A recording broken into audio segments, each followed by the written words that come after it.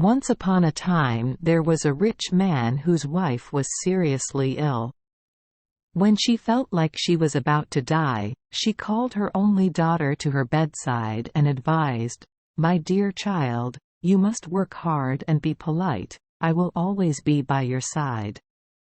Bless you." After speaking, she closed her eyes and died. Every day she went to her mother and number 39's grave and cried. She is hard-working and polite. Everyone loves her. When winter comes, snow covers the mother and number 39's grave like a white sheet. And when the spring sunlight swept away that blanket of snow, the father took a second wife. The stepmother brought her 2 stepdaughters with her. Although these 2 children have bright and handsome faces, their hearts are dark and evil. From then on, the orphan girl lived a miserable life. The stepmother and her 2 stepchildren said together, "We can and number 39's let that stupid goose sit in the house forever. If you want to eat cake, you have to earn it and eat it. Come out now, cook." They stripped her of her beautiful clothes, dressed her in an old grey cloak and gave her a pair of wooden clogs. Look at the royal princess changing her appearance. Both mother and daughter shouted in mockery and led her to the kitchen. She had to work hard from morning to night. She had to get up at dawn to get water, light the stove, cook rice, and do laundry. That wasn't and #39's enough. The stepmother and number 39's 2 children also thought of every way to torture her. They made fun of them, then poured peas mixed with sea beans into the ash and made her sit and pick them out separately. At night, after a day of hard work and she was exhausted, she was not allowed to lie down on the bed, but had to sleep right on a pile of ash next to the kitchen. And because she was always surrounded by dust and ashes, she looked dirty, and her 2 stepchildren called her en quote, "Lo lem." En quote. Once at the market, the father asked his stepdaughters what gifts they wanted to buy. The first child said, "Nice clothes." The second child said, "Jade and precious stones."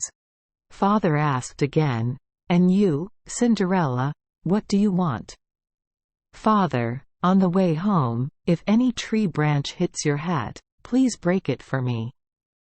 The father bought his stepdaughters beautiful clothes, pearls and precious stones. On the way home, as he rode his horse through a green bush, a chestnut tree branch hit him and knocked his hat off to the ground. He broke that branch and brought it back. When he got home, he divided the gifts between his 2 stepmothers with what they asked for and gave Cinderella a chestnut branch. Cinderella thanked her father, went to her mother and number 39's grave, planted a chestnut branch next to the grave and sat down crying bitterly, her tears flowing down to wet the newly planted branches. The branch took root, sprouted and soon became a tall tree.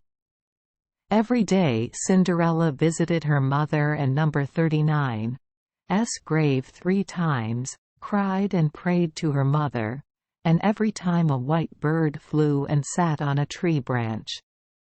Whenever Cinderella asked for something, the bird immediately dropped those things for her. One day, the king held a festival for 3 consecutive days, and invited all the beautiful beauties in the country to attend so that the prince could choose a wife. When the 2 stepmother and number 39's children heard that they were also invited to attend, they were overjoyed and called Cinderella to tell them, "Quickly comb our hair, shine our shoes, and tie our shoelaces tightly so we can go to the festival at the palace." King Cinderella finished doing those things and then sat down and cried, because she also wanted to go dancing. She asked her stepmother to let her go. Stepmother said, "You Cinderella, you and number 39, recovered in dust and dirt, but you still want to go to the festival. I Don and number 39, have any shoes or clothes, but I still want to go dancing."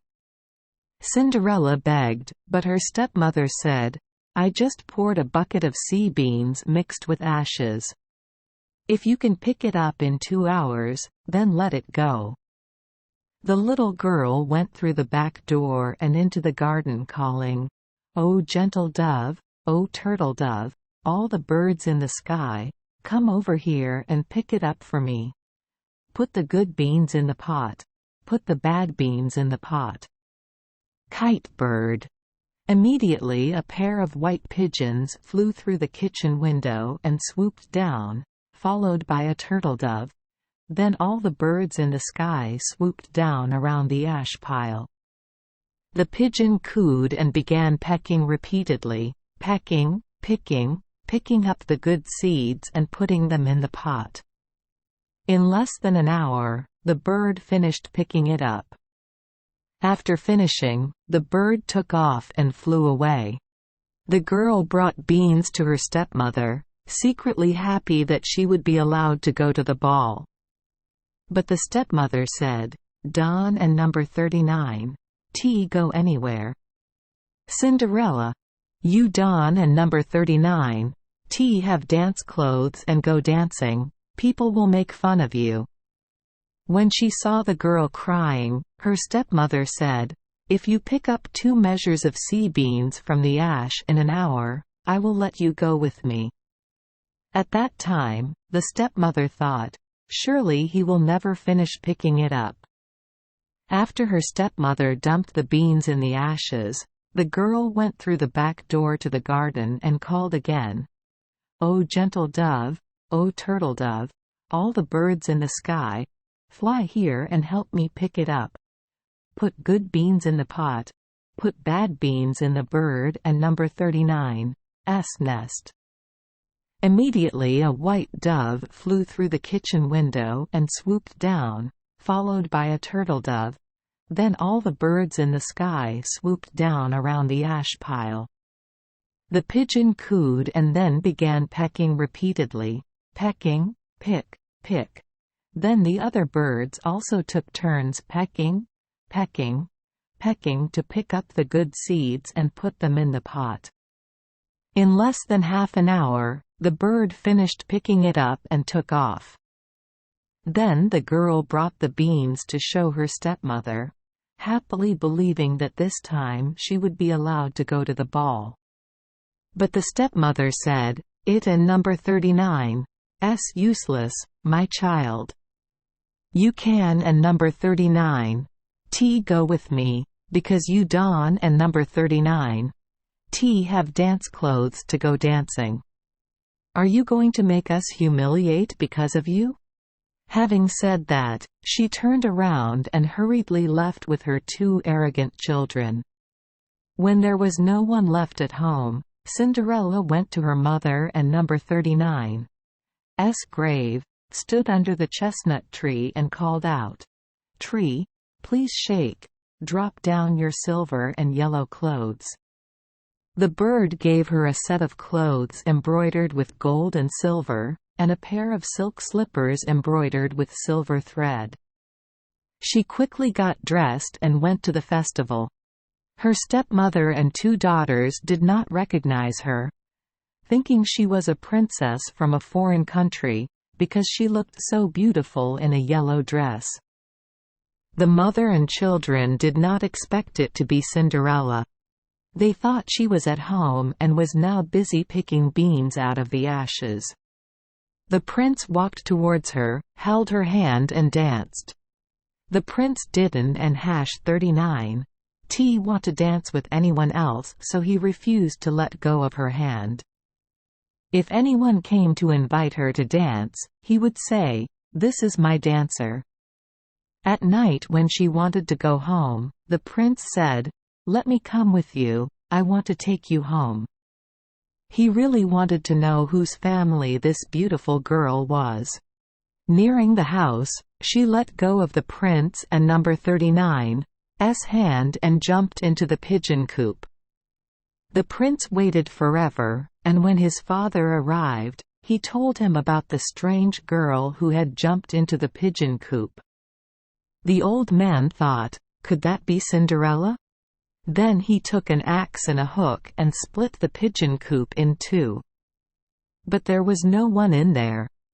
When they returned, they saw Cinderella wearing dirty clothes lying on a pile of ashes. Next to the chimney was an oil lamp burning dimly. It turned out that Cinderella jumped down from the pigeon coop as fast as she could, ran to the chestnut tree, took off her beautiful clothes and left them on the grave. Birds swoop down and take those things away. Then she put on her grey robe again and lay on the ash pile in the kitchen as before. The next day, the festival opened again. When my parents and 2 younger siblings left, Cinderella went to the chestnut tree and called out, "Tree, please shake, drop down your silver and yellow clothes." The bird dropped another set of clothes for me that were more splendid than the day before. "You wear that outfit." When she appeared at the prom, she was so beautiful that everyone was stunned to see her. The prince had been waiting for her for a long time, so he held her hand and danced with her alone. The others came to invite her to dance when the prince said, "This is my dancer." At night, she asked to go home, and the prince followed her to see where her house was. When she arrived, she quickly jumped on the prince and ran to the back garden. There is a pear tree there with lots of fruit and it looks delicious. She climbed as quickly as a squirrel among the branches. The prince did not know where she was hiding. He waited until his father arrived and said, "The strange girl has run away. I guess, maybe she jumped into the pear tree." The father thought, could that be Cinderella? He brought an axe and cut down the tree, but there was no one on the tree. When the whole family entered the kitchen, they saw Cinderella lying on a pile of ashes like every other day. It turned out that she had jumped down from the other side of the tree, returned the beautiful clothes to the bird in the chestnut tree and put on the grey cloak. On the 3rd day, as soon as her parents and children left, Cinderella went to her mother and number 39's grave and said to the tree, "Tree, please shake, drop down the silver and yellow clothes for me." The bird immediately dropped an unprecedentedly beautiful set of clothes and a pair of gold sandals.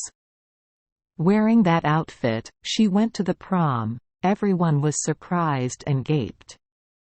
The prince only danced with her. If anyone invited her to dance, he said, "This is my dancer." When it got dark, Cinderella wanted to go home. The prince intended to take her home, but she ran away so quickly that the prince could not keep up. The prince thought of a plan. He poured resin on the ladder, so when she jumped up the ladder, her left shoe stuck. The prince picked it up to look at it and saw a small, beautiful slipper made entirely of gold. The next day the prince brought the shoe to find his father and said, "I will only marry that person whose feet can fit this shoe." The stepmother and number 39's 2 daughters were very happy, because they both had beautiful feet. The eldest girl put the shoes into the room to try on them in front of her mother. But she could and 39's put her big toe in because the shoe was too small. The mother immediately gave her a knife and said, "Just cut off her thumb.